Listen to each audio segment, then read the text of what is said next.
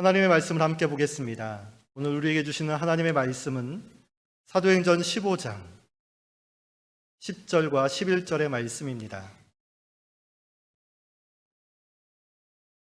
신약성경 사도행전 15장 10절에서 11절까지의 말씀을 보겠습니다. 이 시간 하나님의 말씀을 한 목소리로 읽습니다. 그런데 지금 너희가 어찌하여 하나님을 시험하여 우리 조상과 우리도 능히 매지 못하던 멍에를 제자들의 목에 두려느냐.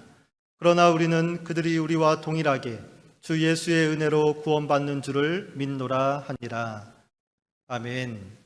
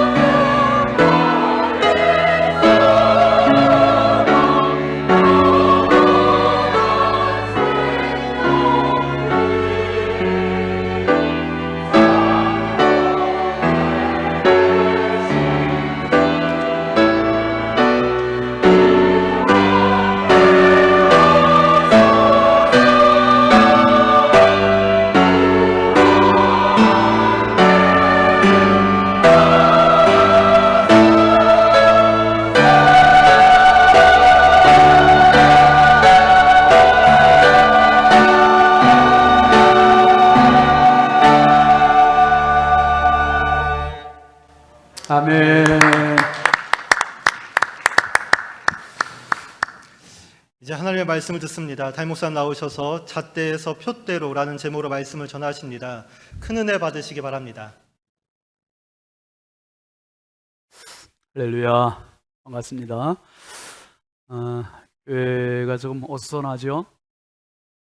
이제 공사 자재들이 그냥 이렇게 있고 그래서 조금 어수선하고 그렇지만은 아직 공사 중이니까 여러분 이해해 주시고, 지난 주간 공사 내역과 앞으로 진행될 내용들을 잠깐 제가 브리핑을 해드리겠습니다. 작년 말에 여러분들이 이제 우리 강단 리모델링 제가 이제 발표하고 헌금을 해주셔서 강단 리모델링 하는 김에 지금 많은 부분들을 손을 대게 됐어요. 그래서 강단이 지금 다 완성은 안 됐는데 이제 강단 만들고, 그리고 이번 주간에는 요 뒤에 배면이 이제 또 코코보도 되고 필름 되고 또 진행이 될 겁니다. 그리고 저기에 본당에서 4층 올라가는 계단이 우리가 꼭 필요해요. 지금 동선이 너무 멀어서 로비를 통해서 가기 때문에 지금 3층 본당에서 4층 올라가는 계단 이제 완성이 되고, 그리고 주차장에서 들어오는 1층 로비로 들어오는 쪽문이 문은 똑같습니다만은 이제 들어오는 길이 너무 협소해서 그걸 좀 확장을 하고 이중문으로 합니다. 이중문으로 밖에서 강화 유리문으로 양쪽으로 하고 안에는 이제 자동문으로 이렇게 할 수 있도록 그렇게 하고 있고요. 그리고 이 공사가 다 마무리가 되고 나면 이제 여기 천장에 얼룩진 부분들을 좀 특수 교체하는 것을 할 예정이고, 그리고 여기 지금 전광판 바로 위에 부분이 많이 좀 빈 자리가 넓고, 그래서 거기를 스테인드 글래스로 그런 원으로 되어 있는 기울기 형상의 성령의 임재를 상징하는 그런 걸 하나 좀 방치를 할 계획을 갖고 있습니다. 그리고 이제 이번 주에 여기 바닥, 본당 바닥 데코 타일 다 깔고 4층도 깔고, 그리고 6층 식당도 새로 다 깔게 되고요. 2층 소예배실 그리고 옆에 복도까지 다 깔게 됩니다. 다 깔게 되고, 그래서 아마 3부 예배 후에 우리 남자 성도님들이 좀, 여자분도 힘쓴 분은 좀 남아서 해주셔도 괜찮아요. 의자를 좀 다 미는 일을 좀 해주시기 바랍니다. 그래서 데코 타일을 다 좀 하게 되고, 그리고 여전도에서 뭐 그동안에 푼푼히 이렇게 좀 모아놨던 돈을 가지고 이제 저를 아예 통장채 줬어요. 통장채. 그냥 교회 식당, 우리 식탁하고 의자가 너무 노후돼서 좀 바꿔달라고. 통장을 얼마 전에 보니까 800만 원이에요. 800만 원. 많이 했죠? 우리 여전도에 한번 격려합시다. 같이 총여전도에. 아유, 감사합니다. 식탁하고 의자 다 교체하는 게 이제 내일 모레 화요일 날 제가 이제 계약을 하게 될 텐데, 그 총액이 한 1,600 들어요. 1,600 들어서 그래도 여전도에서 한 반액을 다 감당을 해주셔서 나머지 교회 재정으로 해서 이렇게 구입을 하겠습니다. 그러면 이제 식당이 아주 굉장히 좋아질 것 같습니다. 의자, 식탁, 바닥까지 다 교체가 되겠어요.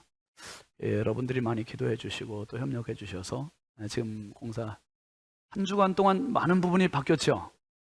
카메라 한번 여기 좀 아래에 좀 나만 비치지 말고 여기 아래에 한번 비춰봐요. 영상으로 집에서 보는 분들은 뭐가 바뀌었는지 아무도 모르잖아 지금. 그렇지, 쭉 더.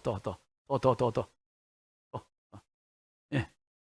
그래, 위에서 좌로, 좌에서 우로, 위에서 아래로 쭉 한번 돌려봐 카메라 좀. 집에 계신 분들을 위하여. 예, 여기 오케스트라다. 김은정 집사님 제대로 자리 갔죠 이제? 십자가 밑에서 연주하니 얼마나 은혜가 돼.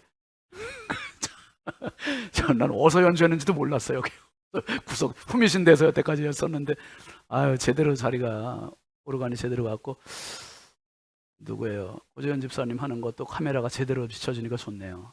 다 비춰지고, 우리 지휘 자리, 홍선생님이 지휘하는 자리 괜찮아요? 낮진 않아요? 괜찮아? 나 좀 낮다고 얘기해요. 높여드릴게. 그래서 하나님 공사하면서 하나님 지혜 주셔서 우리 오케스트라 자리도 이렇게 또 생각나게 해주셔서 그 자리를 지금 우리 오케스트라 지금 5명, 4명 이렇게 하는데 아마 충분히 한 7명 정도, 8명 정도도 앉을 수 있도록 그렇게 자리를 좀 뺐습니다. 그리고 참 감사한 게 이게 기도하면서 하나님 생각나게 해주신 게 이게 장애우들이 혹시 여기서 뭐 연주를 할 수도 있잖아요. 또 장애인 휠체어를 탄 분이 혹시 우리 교회 또 간증 집회 또 올 수도 있는 일이고, 그래서 장애우를 위한 우리 경사로도 만들어야겠다 생각해서 요 끄트머리, 지금 이제 아직 완성은 안 됐는데 여기 경사로 만들 겁니다. 이렇게 해서. 그래서 경사로가 되게 되고, 드럼이 이쪽으로 오니까 좋네요. 윤민 형제 어딨나? 소리가 아주 더 깨끗하게 이렇게 들리고, 여기 있을 땐 그냥 크게만 들렸던 것 같은데 아주 정돈된 소리가 나고 좋네요. 아주 드럼으로 지금 잘 이렇게 되고, 지금 어수선하지만 다음 주일에 오시면 훨씬 좋아질 겁니다. 그리고 이게 이제 전체적으로 마무리되면서 이번에 아주 먼지가 엄청났었거든요. 비닐로 다 이렇게 저기 이제 덮어놔 있지만은 어제 많은 분들, 장로님들, 권사님들, 집사님들이 많이 와서 대청소를 했어요. 근데 오늘 예배를 위한 대청소고, 이번 주 토요일 날은 이제 다 끝나고 나서의 대청소니까 다 오셔서 우리 한번 전체적으로 본당 청소 협력해 주시기를 바랍니다. 뭔가요? 빠진 일이 없나? 목회 이야기 한번 잠깐 읽겠습니다. 여러분 주보 봐주시죠. 이전의 강단, 월요일 새벽 예배를 마친 교우들이 무거운 강대상과 피아노, 오르간까지 미리 옮겨 놓았습니다. 이른 아침부터 들이닥친 인부들이 하루 종일 강단 철거 작업을 하고, 화요일 아침부터는 본격적으로 강단 리모델링 공사가 시작되었습니다. 목수들의 손놀림이 어깨 너머로 배운 실력이 아닙니다. 성막을 만들 때 하나님께서 세우신 세공사 부살렐과 오올리압 같은 특별한 재능을 지닌 4명의 목수들이 자로 재고 톱으로 자르고 망치질하며 민첩하게 그림을 그려갑니다. 하루 동안 뼈대가 세워지고 이틀이 지나며 골격 위에 뚜껑이 덮입니다. 사흘째는 두꺼운 합판으로 강단 전체의 면이 덮였습니다. 나흘과 닷새째는 마감재 마루가 깔리면서 모서리 부분의 몰딩 처리까지 완료되었습니다. 아직 마무리가 덜 되었지만 주일 예배 드리기에 지장 없도록 정리했습니다. 넓이 11m, 폭 6m의 넓은 모습으로 신성의 강단이 3단장을 했습니다. 전체 높이를 낮추고 오케스트라 자리와 장애우를 위한 휠체어 경사로도 만들었습니다. 앞으로 새 강단에서 교육부 자녀들의 율동과 발표회, 그리고 몸찬양과 연합찬양제도 올려지겠지요. 또한 많은 자녀들과 성도들이 기도를 받기 위해 이 강단에서 눈물의 무릎을 꿇을 것입니다. 젊은 자녀들의 아름답고 축복스러운 결혼식도 이 강단을 통해 이루어지길 기대합니다. 하지만 무엇보다 중요한 것은 새 강단에서 선포될 하늘의 말씀입니다. 영혼을 먹이고 살리는 생명의 말씀이 이 강단을 통해 흘러 넘치길 소망합니다. 다 같이 은혜로 마련된 새로운 강단은 우리의 꿈이고 미래이며 비전입니다.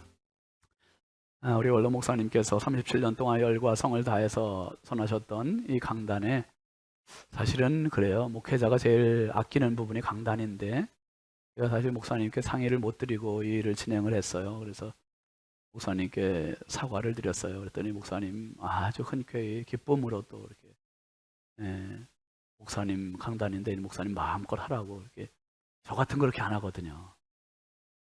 원로 목사님 다 이렇게 배려해 주셔서 또 다 할 수 있어서 너무 감사드립니다. 전반적으로는요, 한 여기 흔적 있지만은 여기서 한 50cm 정도 낮아졌고요. 그리고 이 안 폭이 깊이가 6m예요. 그리고 폭이 11m니까 아이들 마음껏 와서 발표할 수도 있고 참 좋은 무대가 됐습니다.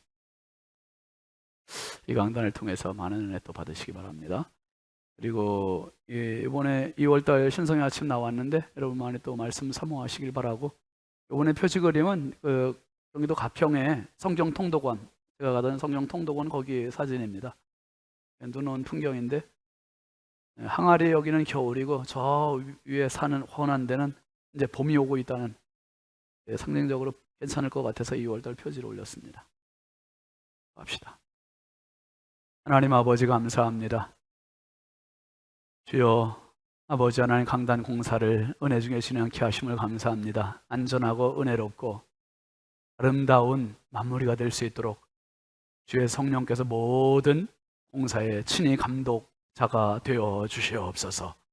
아버지 하나님, 이 시간 주의 말씀 나눕니다. 성령께서 은혜 부어주시고 우리 모두가 피차의 은혜 되게 하시고 주의 음성 듣게 하옵소서. 믿사옵고 예수님의 이름으로 축복하며 기도합니다. 아멘. 여러분, 매주 목요일 날 우리 행복교구 젊은 부부들이잖아요. 젊은 부부들이 그 영상 모임을 예배를 하고 있는데, 젊은 부부들이 어떻게 모이는지, 누가 모이는지 잘 모르잖아요. 근데 그분들이 우리 교회를, 성도들을 축복하는 의미로 찬양을 준비했어요. 동시에 같이 찬양을 한 거예요. 그러니까 집집마다 다 다르죠. 영상을 줌으로 해서 그걸 이제 편집을 했는데, 한번 우리 격려하는 의미, 축복받는 의미에서 같이 보고 말씀 나누겠습니다.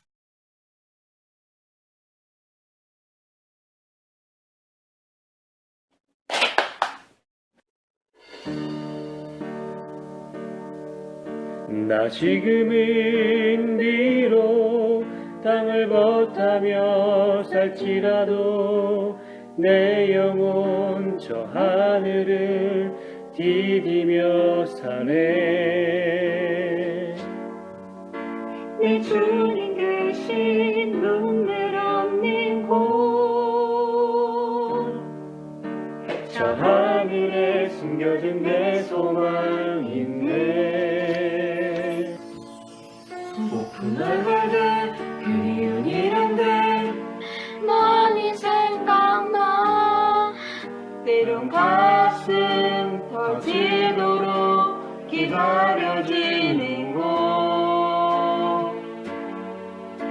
내 아버지 너를 날 맞으시는 저 하늘에 쌓은 내 소망 있네. 주님 그 나라에 이를 때까지 순례의 걸음 멈추지 않으면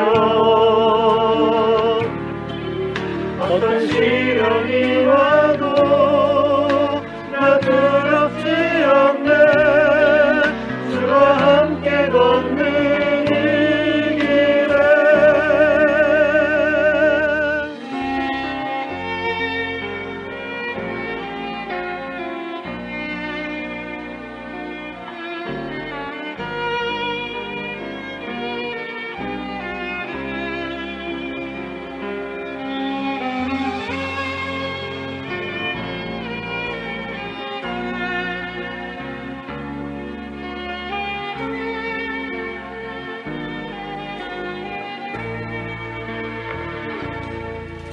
나 지금은 비록 땅을 벗하며 살지라도 내 영혼 저 하늘을 디디며 사네. 내 주님 계신 눈물 없는 곳, 저 하늘에 숨겨둔 내 소망 있네. 얼굴들 이름들 많이 생각나. 가슴 터지도록 기다려지는 곳, 내 아버지 너를 날 맞으시는 저 하늘에 쌓인 내 소망이네.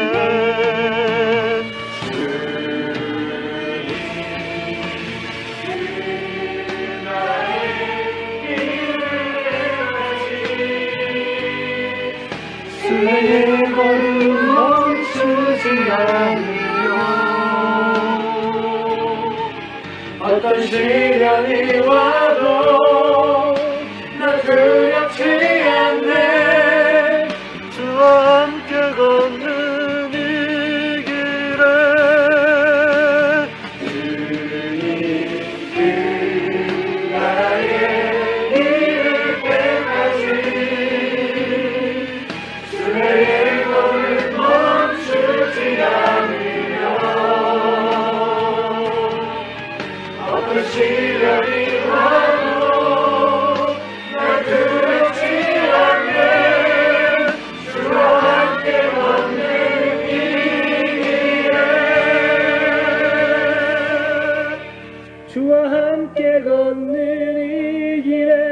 주와 함께 걷는 이 길에 우리 함께 걷는 이 길에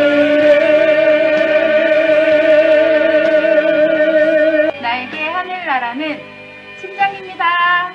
집입니다. 우리에게 하늘나라는 은혜입니다. 나에게 하늘나라는 소망입니다. 나에게 하늘나라는 한월입니다. 하나님 나라는 궁금한 곳이다. 내 삶의 기적입니다. 나에게 하늘나라는 사랑입니다. 박수로 격려 한번 합시다. 아유. 은혜가 되죠? 예, 참여 못하는 분들도 많이 들어오세요.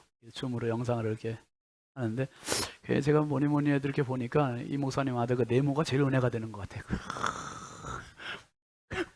이게 그냥 아주 그냥 아유, 저 이제 초등학교 들어가나요 이번에? 아유, 아무튼 어려서부터 계속 그렇게 기도받고 그래서 잘하는데 참 예쁘게도 잘 자라. 그라미는 그 뒤에서 마이크만 갖고 논다, 그죠? 장난감 마이크 가지고 좋아 보여요. 한번 따라합시다. 하나님만 바라라. 평생 하나님 바라는 이 시선으로 승리하시기 바랍니다. 오늘 말씀 제목 같이 하시죠. 잣대에서 푯대로. 여러분 그 부여 출신인데요. 신동엽이라는 시인이 있습니다. 1960년대 사회 참여 시인이고 저항 시인입니다.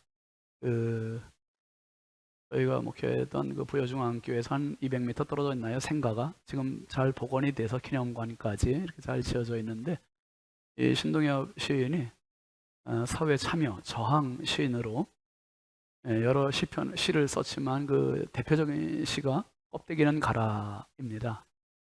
제가 한번 잠깐 읽을게요. 껍데기는 가라. 4월도 알맹이만 남고 껍데기는 가라. 껍데기는 가라. 동학년 봄나루에 그 아우성만 살고 껍데기는 가라. 그리하여 다시 껍데기는 가라. 이곳에선 두 가슴과 그곳까지 내는 아사달 아사녀가 중립의 초래청 앞에 서서 부끄러움 빛내며 맞절할지니 껍데기는 가라. 한라에서 백두까지 향그러운 흙가슴만 남고 그 모든 쇠붙이는 가라.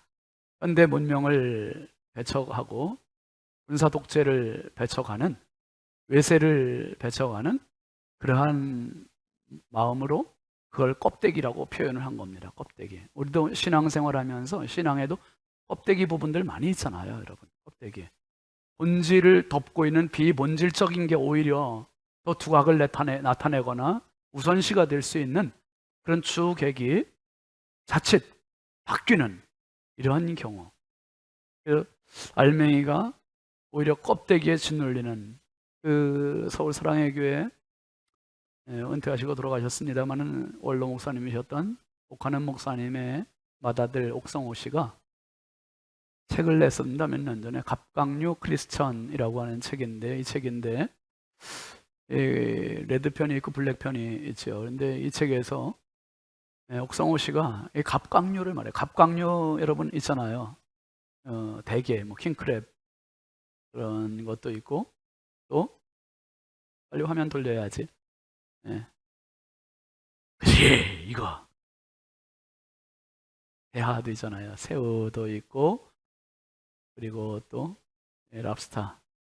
아유, 비싼 놈들만 나왔네요 오늘. 이 갑각류의 공통점이 뭡니까, 여러분?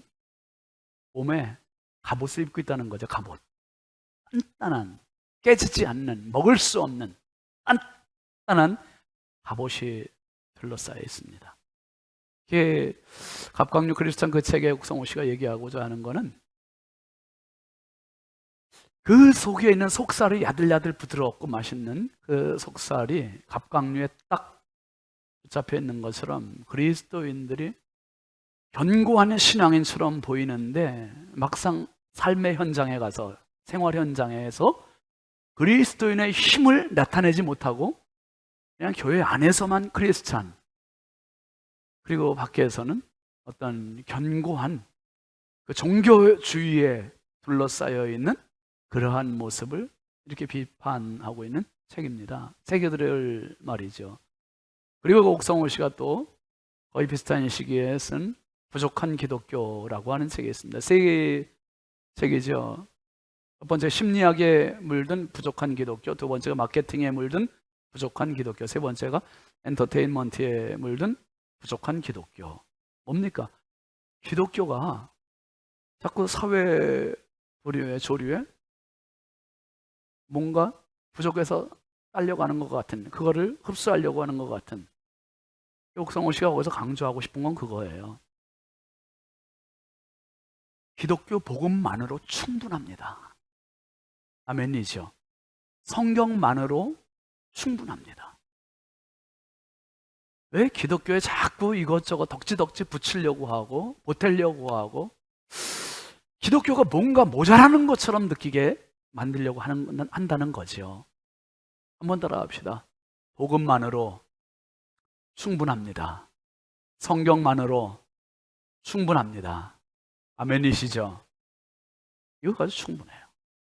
여러분, 오늘 사도행전 15장이 그런 의미에서 우리에게 껍데기를 버리고 갑각류가 아니라 정말 강한, 바른, 온전한 그리스도인으로 세워지는 그러한 말씀입니다. 사도행전 전체는요 28장까지 되어 있잖아요. 28장까지인데 15장을 기점으로 해서 전반부가 있고 후반부가 있어요. 이 후반부는 앞으로 이제 보겠습니다만은 바울 사도가 2차 전도여행, 3차 전도여행, 로마 전도여행까지 가면서 많은 겪는 어려움과 하나님 성령의 역사들이 이 후반부에 기록되어 있고요. 전반부는 우리가 지금까지 쭉 봤잖아요. 예수님 부활 승천하시기 직전에 제자들에게 성령을 약속하셨고 제자들이 성령 받아서 고난과 어려움 가운데에서도 나가서 복음을 증거하게 되고 초대교회가 세워지고, 그리고 사울이 다메섹으로 예수 믿는 사람들 체포하러 가다가 길에서 예수님 만나서 자기의 인생의 일대 전환을 갖게 됩니다. 그리고 예수를 자기의 생명으로, 예수를 구세주로, 예수를 그리스도로, 예수를 하나님의 아들로 온전히 뼛속까지 인정하고 고백하는 그러한 신앙이 돼요. 그리고 안디옥 교회에 가서 1년을 바나바와 목회하고 어떻게 합니까? 이 수리의 안디옥 교회에서 선교여행 나가잖아요. 전도여행 1년여 기간 동안에 쭉 하고 돌아와서 안디옥 교회에 와서 선교 보고를 하고 교우들과 함께 행복한 은혜로운 충전의 시간을 보내고 있는 거예요. 지금 얼마나 행복하겠습니까? 1년 동안 가서 돌도 맞았잖아요. 죽을 고비도 넘겼잖아요. 파도의 위험도. 근데 그거 다 넘고 와가지고 무사 귀환해서 와서 선교 보고를 하는데 교우들도 은혜요. 이방인들, 유대인이 아닌 이방인들끼리 서로 이 은혜 충만한 시간을 보내는 거예요. 보내는데 여기에 찬물을 끼얹는 사건이 벌어집니다. 그게 오늘 15장 1절 말씀입니다. 같이 보시죠. 어떤 사람들이 유대로부터 내려와서 형제들을 가르치되 너희가 모세의 법대로 할례를 받지 아니하면 능히 구원을 받지 못하리라 하니. 그랬어요. 여러분, 은혜 받았을 때 그 뒤에를 조심해야 돼요. 좋은 일 있을 때 그 다음 일을 조심해야 돼요. 항상 마귀는 그때 틈타요. 그때 찬물을 쫙 껴는 거예요. 그러니까 오늘 또 은혜 받고 집에 가면 집에 가기도 전에 주차장에서 뭔 일 있을지 몰라. 호사다 말하는 말도 있잖아요. 여러분, 항상 은혜 받았을 때, 기분 좋을 때, 그때 자기 단도리를 잘 하셔야 돼요. 기도로 펜스를 쳐놓으세요. 기도의 펜스를 딱 쳐놔서 사탄이 틈 못하도록. 지금 이 안디옥 교회가 바울과 바나바 선교 보고를 듣고 너무 은혜가 넘치는 거예요. 은혜가 넘치는데 이 유대인들이 와가지고 예수만 가지고 구원은 조금 부족해. 구원에 도달한다는 게 얼마나 큰 일인데 할례를 받아야 돼. 할례를. 지금 아브라함 때부터 2000년 동안 내려왔던 전통 할례 받지 않고 어떻게 구원을 얘기해? 그래서 이 사람들의 공식은 이렇게 되는 겁니다. 예수가 구원보다 못 미친다, 부족하다, 구원이 더 크다, 이렇게 보는 거예요. 이렇게. 이게 부등식이 이렇게 되는 겁니다. 구원이 더 크고 예수가 작고. 그러니까 예수의 뭘 더 보태야만 구원에 도달한다는 거예요. 그게 뭡니까? 예수 플러스 뭐예요? 할례 이퀄 구원이다. 예수가 만약에 5라면 할례라는 5라는 수치를 플러스해야 10이라는 구원에 도달한다. 이게 유대인들의 지금 주장이에요. 주장. 아니 바울과 바나바가 전도여행 해보니까 아니거든. 그러니까 어떻게 됩니까? 15장 2절 한번 같이 볼까요? 시작. 바울 및 바나바와 그들 사이에 적지 아니한 다툼과 변론이 일어난지라. 형제들이 이 문제에 대하여 바울과 바나바와 및 그 중에 몇 사람을 예루살렘에 있는 사도와 장로들에게 보내기로 작정하니라. 바나바와 바울이 안 돼. 할례 없이도 유대인들 말고 이방인들이 다 구원 받는 걸 받는, 성령이 임하시는 걸 받는데 어떻게 된 거지? 근데 유대인들은 끝까지 아니라는 거예요. 할례 받아야 돼. 예수 믿어도 할례 받아야 된다니까. 이렇게 얘기하는 거예요. 이게 결국 어떻게 됐냐, 결정했냐 하면, 그럼 좋다. 이 문제를 가지고 우리끼리 서로 결론을 못 내리니까 예루살렘 교회, 초대교회, 그 어른들이 계신 모 교회에 문의를 해보자. 유권 해석을 받아보자 해가지고 거기에 이제 예루살렘 교회로 가는 겁니다. 갔는데 예루살렘 교회에서 이제 이 일이 이제 논쟁이 벌어지는 거예요. 그게 오늘 예루살렘 총회, 예루살렘 교회 총회의 모습인데요. 4절 5절 한번 같이 보시죠. 시작. 예루살렘에 이르러 교회와 사도와 장로들에게 영접을 받고 하나님이 자기들과 함께 계셔 행하신 모든 일을 말하며 바리새파 중에 어떤 믿는 사람들이 일어나 말하되 이방인에게 할례를 행하고 모세의 율법을 지키라 명하는 것이 마땅하다 아니라. 장로들과 사도들의 영접을 받았어요. 예루살렘 교회에 왔습니다. 바울과 바나바도 왔습니다. 이 문제 어떻게 됩니까? 이방인들 복음을 전했더니 다 예수 믿고 구원 받았고 성령이 임하셨는데, 지금 유대주의자들이 하는 이야기는 예수가 좀 부족하니까 할례도 받아야 된다고 그러는데 어떻게 해야 됩니까? 이 문제를 탁 열어놔 공개했어요. 그랬더니 바리새파 중에 믿는 유대인들이 또 이런 얘기를 하는 거예요. 거기다가 할례 플러스 뭐까지? 율법까지 덧붙이네. 이 혹대로 왔다가 혹이 더 붙었어 이게. 그러니까 이 사람들의 주장은 구원은 예수도 필요하겠지만 반드시 할례도 있어야 되고 율법도 지켜야 된다. 613가지나 되는 엄청난 많은 조항의 율법을 조목조목 다 지켜야 된다. 그 엄격한 잣대를 들이대는 겁니다. 잣대를 들이대요. 그러니 바울과 바나바가 아주 숨이 kokkok막힐 지경이 되는 거죠. 여러분 분명히 기억하십시오. 예수로 구원은 충분합니다. 예수로 구원은 완성입니다. 예수로 구원은 완벽합니다. 예수 가지고 구원을 이루는데 뭔가 부족하다? 뭔가 결핍이 있다? 결격이다? 아니요. 예수 한 분으로 구원은 완벽하게 이루어짐을 믿으시길 주의 이름으로 축원합니다. 한번 따라 합시다. 예수는 구원이다. 예수는 구원이에요. 예수는 구원. 예수 한 분으로 구원, 완벽한 구원이에요. 완벽한 구원. 하나님께서 예수 구원을 위해서 이 땅에 보내셨는데 그게 부족하다고 생각하면 하나님이 부족하다고 생각하는 거죠. 이 잣대를 들이대니까 지금 율법도 지켜야 되고 할례도 받아야 되고 이걸 내세우니까 이 잣대 앞에 베드로가 딱 나서서 하는 이야기가 6절 7절 한번 같이 보시죠. 사도와 장로들이 이 일을 의논하러 모여 많은 변론이 있은 후에 베드로가 일어나 말하되 형제들아 너희도 알거니와 하나님이 이방인들로 내 입에서 복음의 말씀을 들어 믿게 하시려고 오래전부터 너희 가운데서 나를 택하시고 그랬습니다. 제가 이 7절 말씀을 보면 참 은혜가 되는 거예요. 여러분 베드로가 누군지 아시죠? 예수님의 수제자예요. 사도행전 12장까지 딱 등장을 하고 안 나오다가 오늘 15장에 잠깐 등장하고 이제 뒤로는 또 안 나와요. 그런데 이 베드로는 항상 다혈질, 급하고 그러니까 말이 우선이 아니라 행동이 우선인 사람. 예수님 무리로 오시니까 나 한번 걷게 해주세요. 예수님 진짜 예수님이면 쪼벅쪼벅 뭐 행동부터 나가는 사람이 베드로. 행동하고 뒷수습은 말로 또 이걸 또 쥐어 담아야 하는 사람이 베드로. 그런데 보세요. 지금 얼마나 성숙했는지. 많은 변론이 있은 후에 베드로가 일어나. 이때 일어나도 늦지 않아요. 이때 말해도 늦지 않아요. 그러니까 베드로가 이제는 참 성숙한 거예요. 여러분 우리 중에도 성격이 그런 분 있잖아요. 급해서 항상 나중에 쥐어 담아야 하는 분들. 그게 급하면 나 상처 남 상처. 조금 여유에 있으면 나도 행복 남도 행복. 여러분 지금 베드로가 이렇게 성숙한 모습으로 일어나서 말을 하는 거예요. 뭔 말을 하냐 하면 중요한 거 이거예요. 한번 따라합시다. 하나님이 이게 핵심이에요.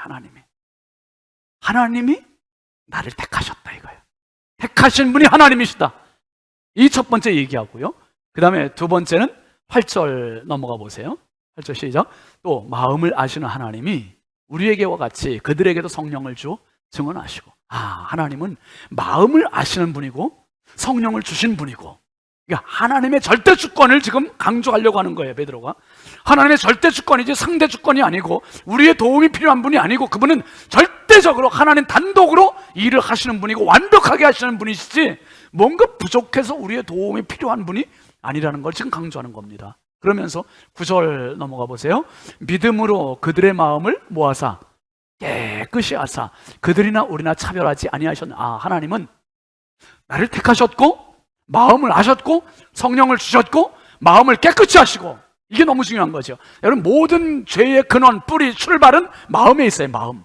그러니까 마음이 깨끗하지 못하면 죄로 연결이 돼버리는 거예요. 근데 하나님께서 마음을 깨끗이 하셨고, 그리고 이 말 너무 중요하잖아요. 한번 하시죠. 그들이나 우리나.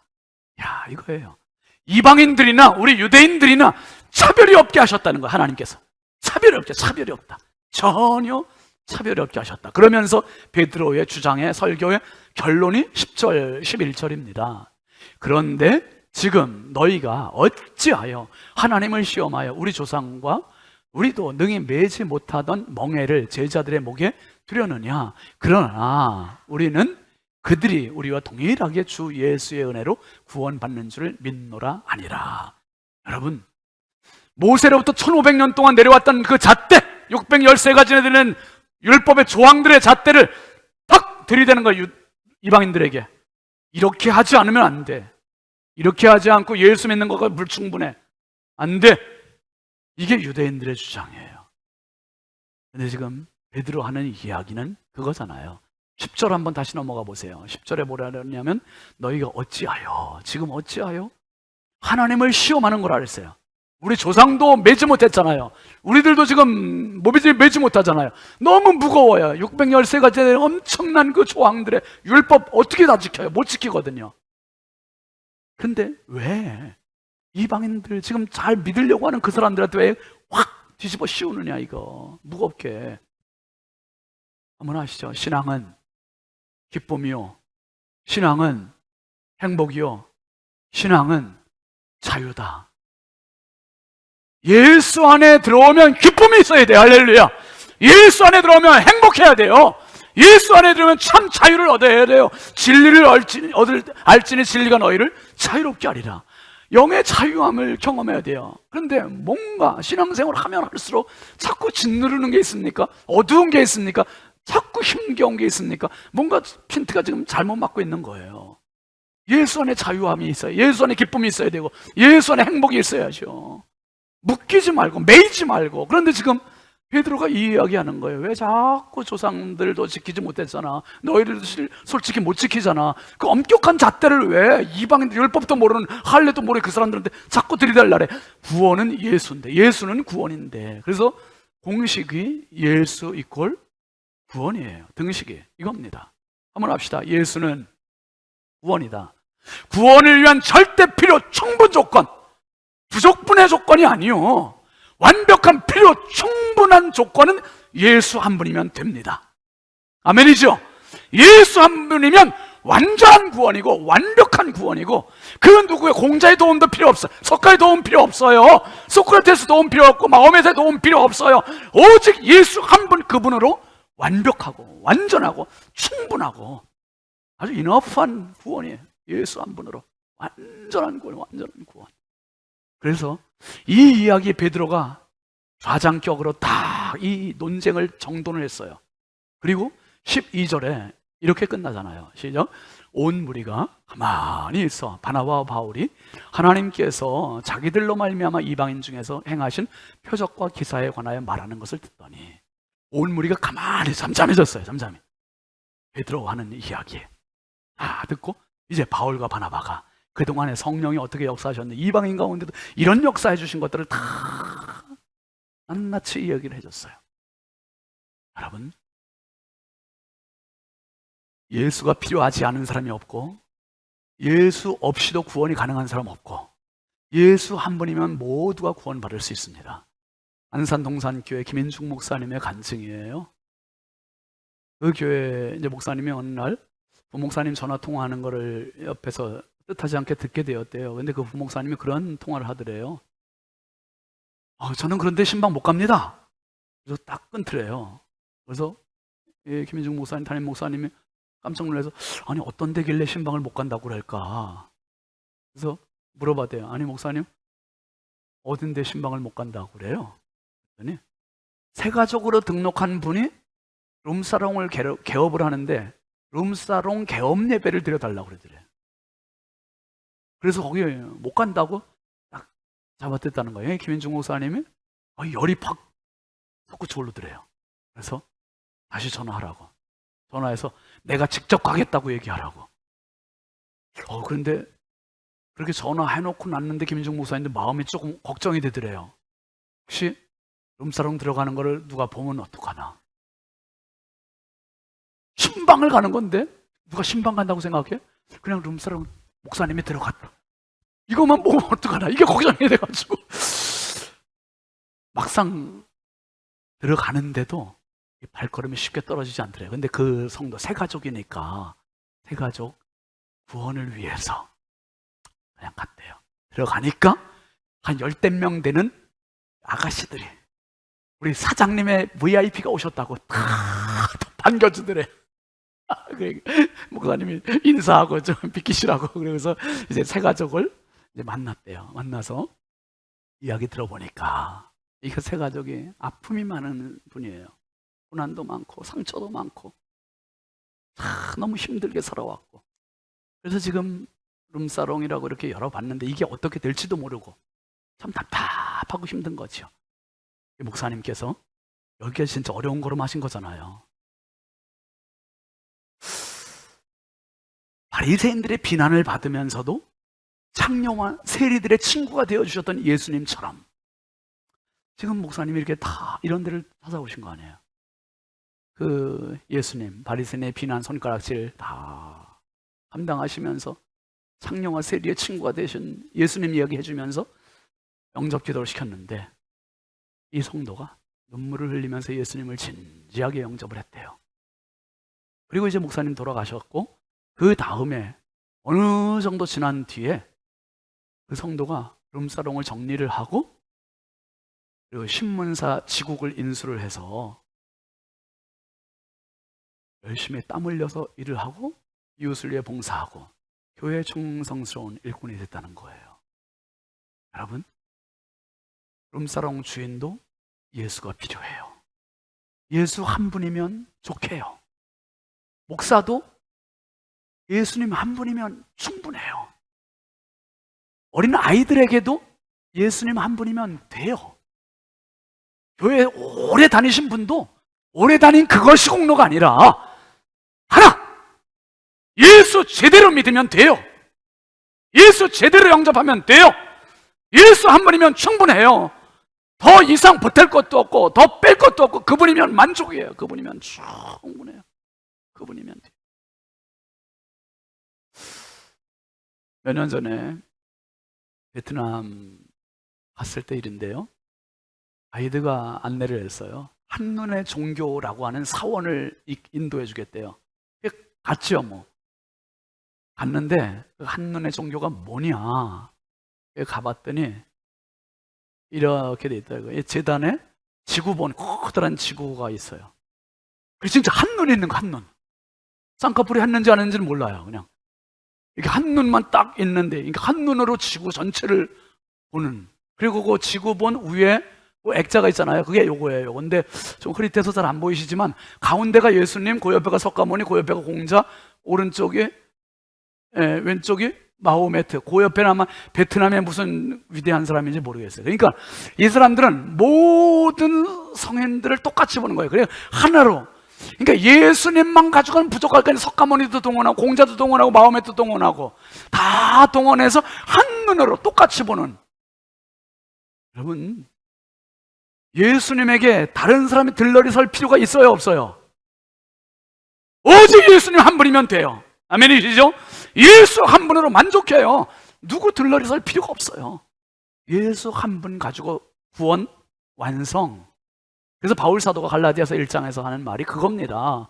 1장 7절 한번 보시죠. 갈라디아서 시작. 다른 복음은 없나니 다만 어떤 사람들이 너희를 교란하여 그리스도의 복음을 변하게 하려 함이라. 그러나 그 다음에 그러나 우리나 혹은 하늘로부터 온 천사라도 우리가 너희에게 전한 복음 외에 다른 복음을 전하면 저주를 받을지어다.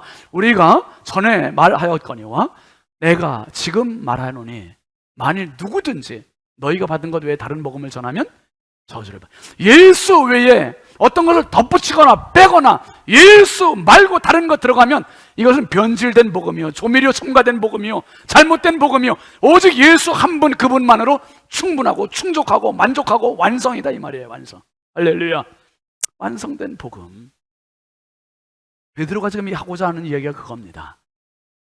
율법 1500년, 할례 2000년, 이거 쭉 거슬러 내려온 이 전통의 종착지가 뭐냐 이거예요. 종착지가 그거 플러스 예수가 아니라 그거의 종착지가 예수요. 그래서 율법의 주인이 예수고, 율법의 완성이 예수고, 성전의 주인이 예수고, 안식일의 주인이 예수고. 그러니까 예수님에게 왔으면 그걸 내려놔야지. 내려놓고 예수님으로 춤추는 인생 돼야지. 예수님으로 행복한 인생 돼야 하고, 예수님으로 자유한 인생 돼야 하고. 할렐루야. 그런 인생 돼야지.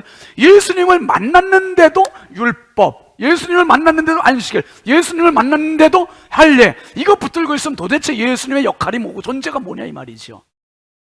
예수 외에 다른 복음을 전하면 하늘에서 내려온 천사라 할지라도 저주를 받을지어다. 오직 예수, 오직 구원, 오직 그분 한 분뿐입니다. 한 분. 그래서 지금 유대인들이 제시하는 잣대, 우리도 지금 그런 갑각류, 껍질, 갑옷 그런 거로 종교주의로 가는 사람들 얼마나 많습니까? 여러분 아니에요. 속살의 실력을 키워야 돼요. 예수 복음으로 나를 무장시켜야 돼요. 여러분 껍데기로 자꾸 포장하다 보면 자꾸 이상한 잣대만 생겨요. 잣대. 율법의 잣대, 종교주의의 잣대, 이거 가지고 커트라인에 합격될 사람이 과연 몇이나 되겠냐 말이에요.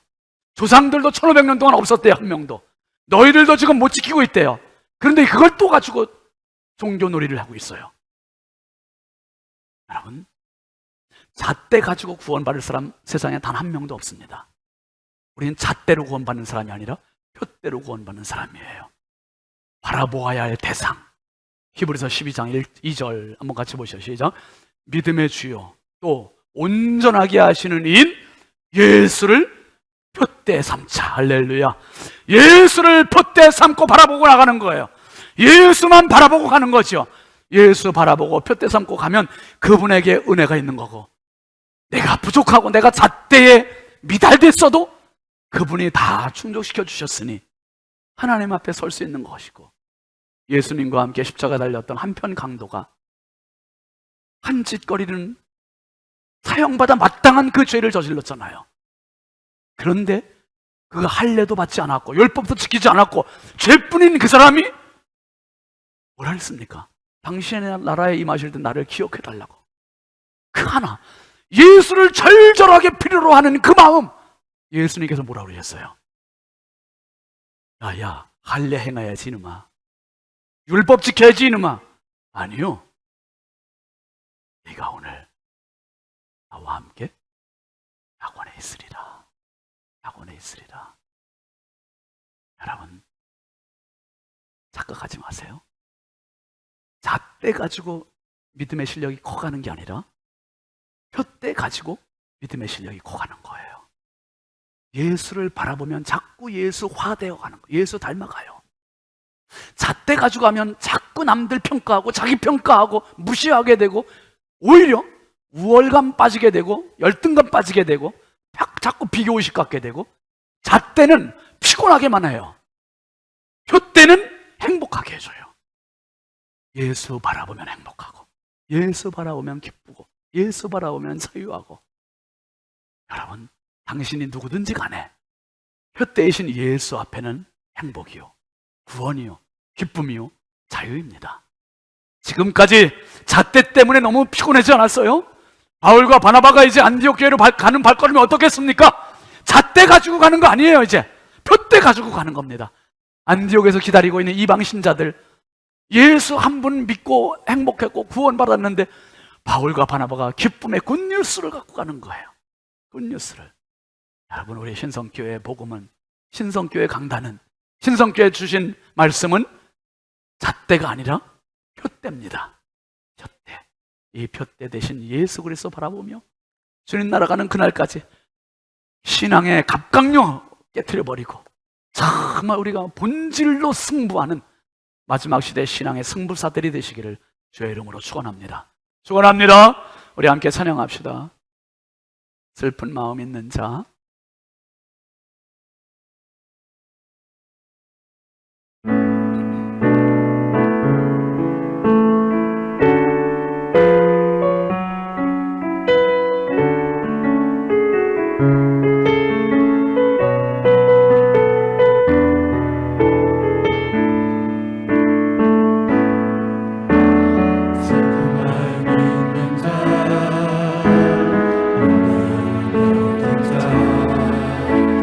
누구든지 부르시오 예수 이름 부르시오 그 이름을 믿는 자 그 이름을 부르는 자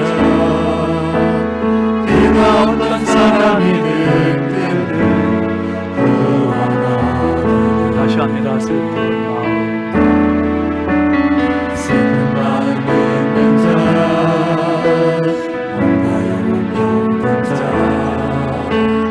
누구든지 부르시오 예수 이름 부르시오 그 이름을 믿는 자 그 이름을 부르는 자 그가 어떤 사람이든 그를 구원하리. 아멘입니다, 여러분.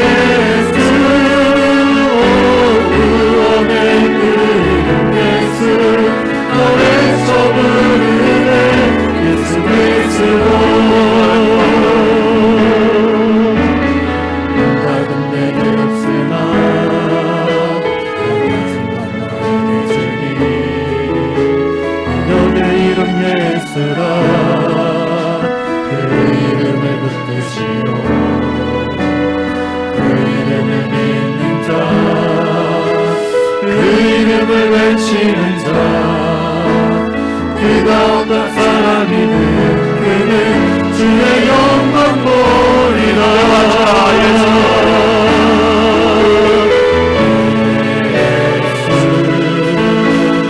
예수 오 능력의 이름 예수 나 외쳐 부르네.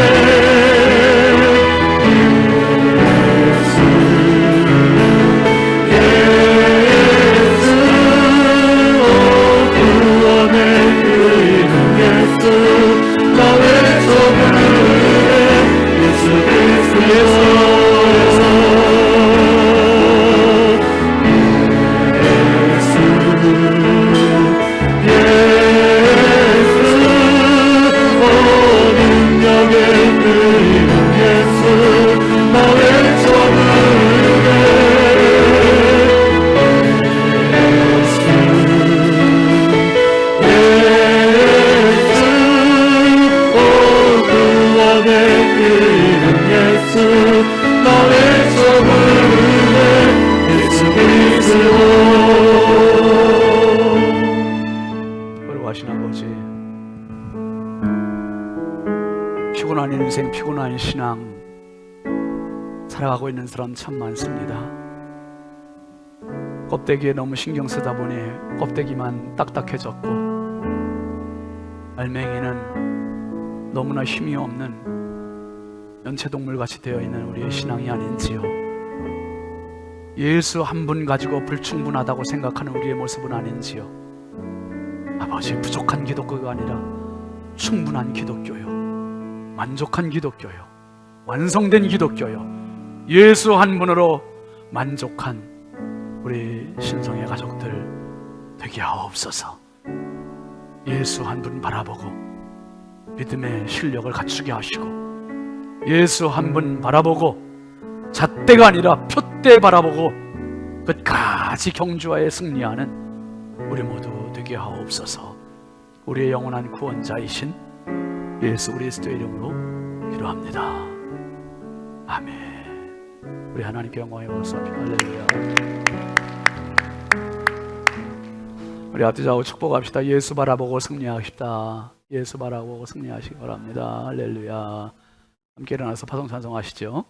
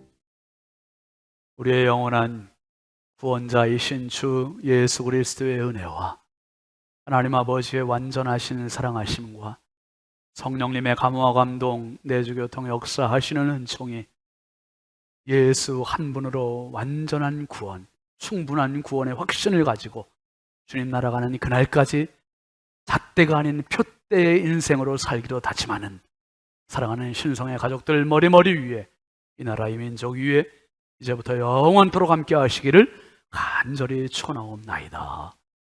아멘.